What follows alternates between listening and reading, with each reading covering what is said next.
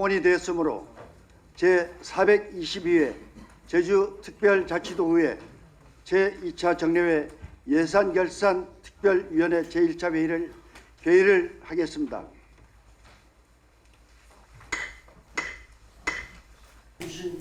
김성중 행정부지사님과 예산결산특별위원회의 2차 될 수 있도록 위원님들이 적극적인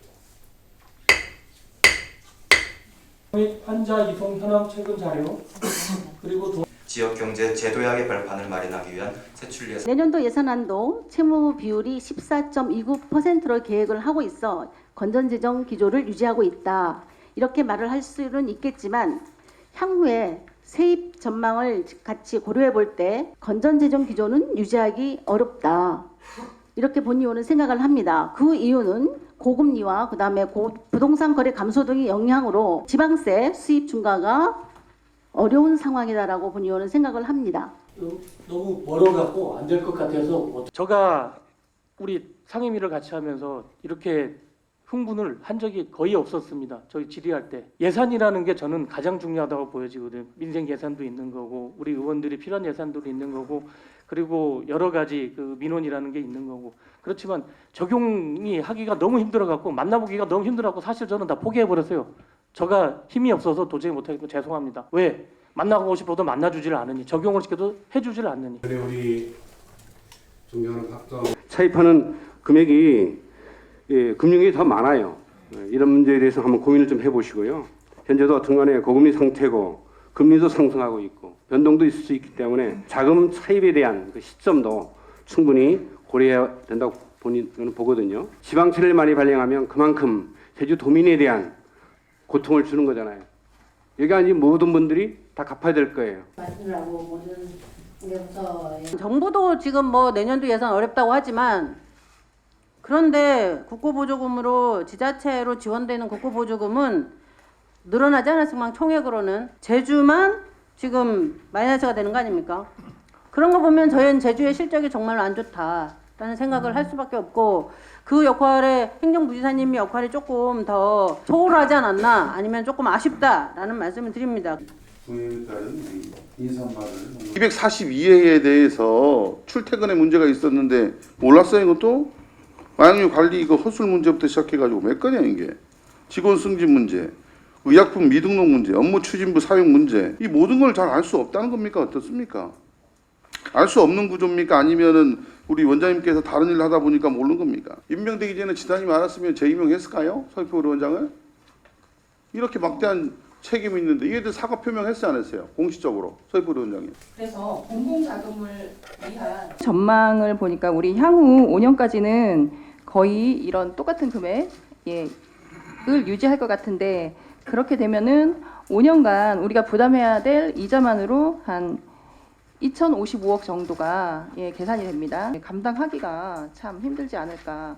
이런 부분이 있기 때문에 이런 부담으로 우리 가용재원이 제약을 받게 되지 않을까 그렇게 생각합니다. 우리 내년 예산을 보니까는 예산 편성이 좀 필요하다. 우리나라에서 아직까지 체계적인 뭐 관리라든지 뭐 축적이라든지 연구라든지 아니면 정책적인 관심이라든지 지금 전국적으로 지금 하는 곳이 아무데도 없더라고요. 찾아보니까 준비가 지금 미흡한 게 지금 사실이고 어쨌든간 예방차원의 관리가 좀 필요하다 이런 말씀 좀 드리고 싶고요. 기후 변화에 따라서 우리 육지에도 용오름이 좀 발생할 수 있다고 합니다. 어쨌든 재난 같은 경우에는 우리가 좀 예측할 수 없을 때 이렇게 좀 재난이 발생하기 때문에 이에 대한 좀 대책도 좀 필요하고.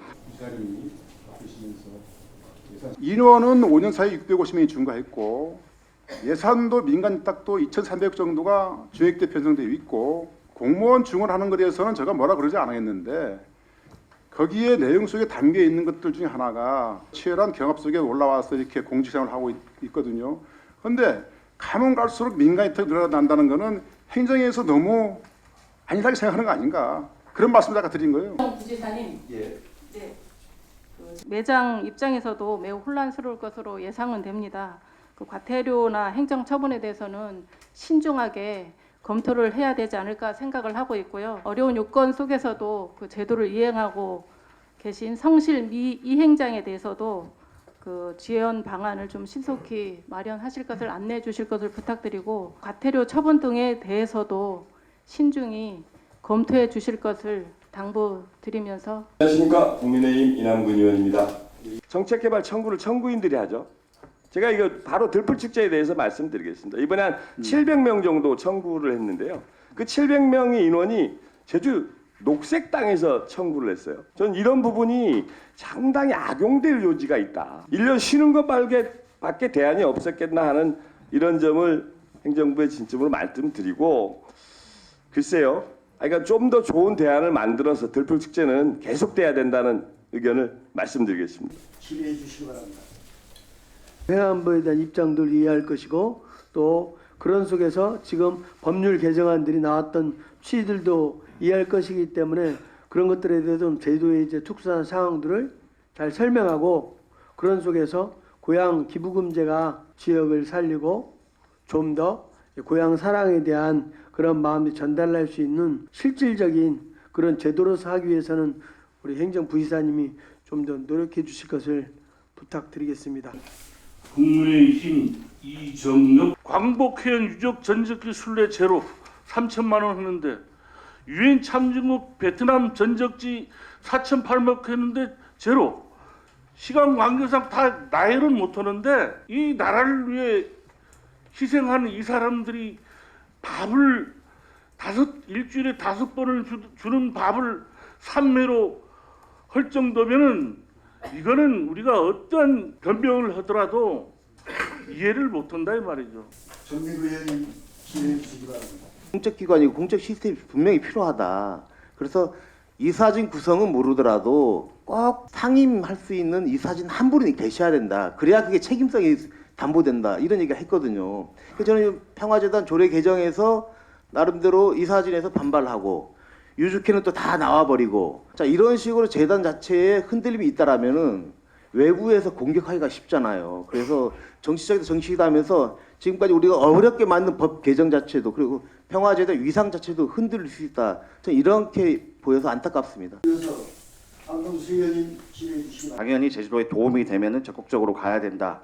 예, 그렇게 생각을 하는데, 사실 제가 봤을 때는 이 뭐 우리 환경 IUCN 파견도 중요하지만 지금 다른 지자체에서는 계절형 노동자들을 구하기 위해 지자체별로 지금 엄청나게 경쟁을 펼치고 있는 상황이거든요. 때에 맞춰서 좀 할 수 있도록 데려올 수 있도록 그런 곳에 오히려 그 해외 사무소를 파견하는 게 도민들한테 실질적인 체감이 더 되지 않을까.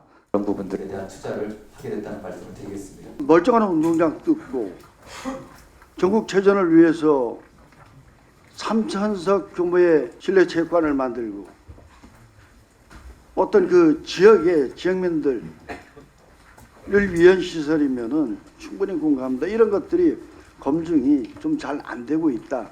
또 하나는 특히 공유재산을 갖고 있고 그 관리 유지 비용, 이런 것들이 개선책이 이번 2024년도 예산안에 거의 전무하다.